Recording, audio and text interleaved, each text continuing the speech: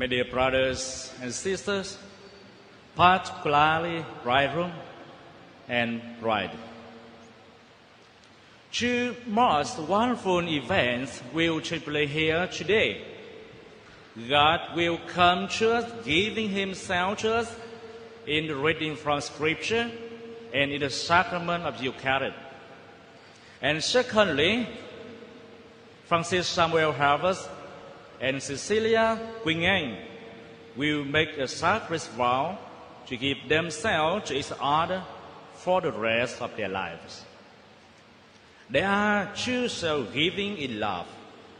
God's giving of Himself to us in love. Francis and Cecilia giving themselves to each other in love.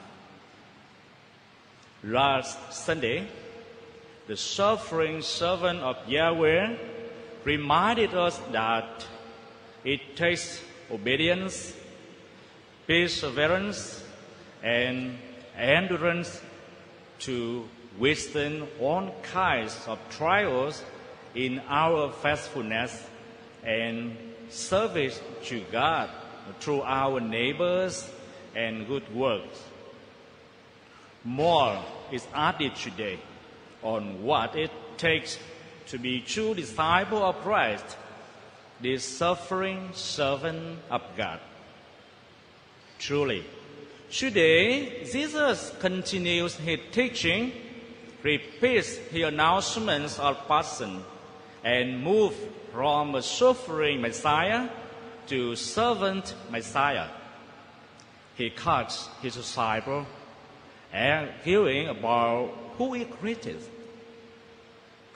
How embarrassing. He asked them, "What were you arguing about on the road?" Mark reports, they said nothing. The silence of shame. I would sadly say that most of us here have experienced this guilty silence somewhere in our lives. Disciples of Christ were arguing about who was the greatest.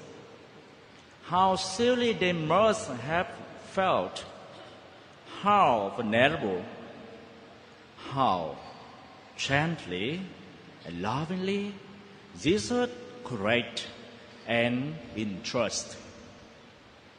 So He sat down, called the 12 to Him and said, "If anyone wish to be the first, he shall be the last of all and the servant of all." Christ means a servant who serves with smile and love. This is the service that Christ Himself lived and exemplified by washing the feet of His disciples. He had told us here and there that the Son of Man came to serve and not to be served.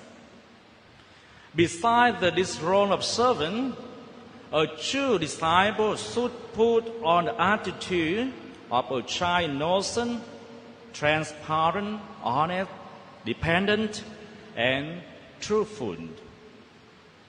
When He teaches them about Himself, He is teaching them what they must become.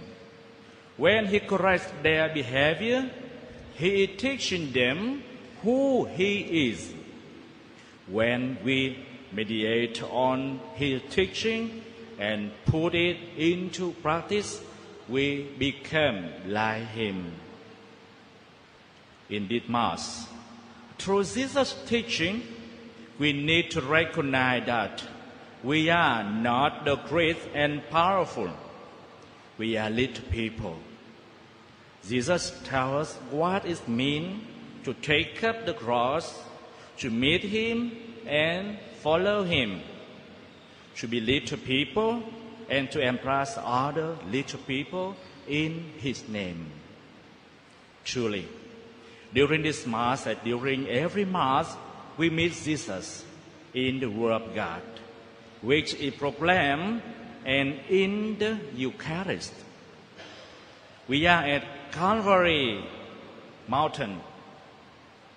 You want sacrifice, the same sacrifice Jesus 2,000 years ago, but extended the true time until right now. It is through the power of Jesus' sacrifice on Calvary that we receive all grace.